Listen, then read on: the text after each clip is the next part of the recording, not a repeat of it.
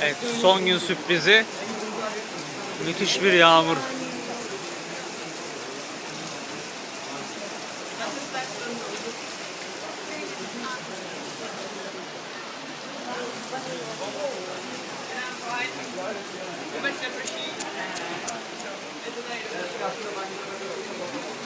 Hepimiz sığındık, bekliyoruz.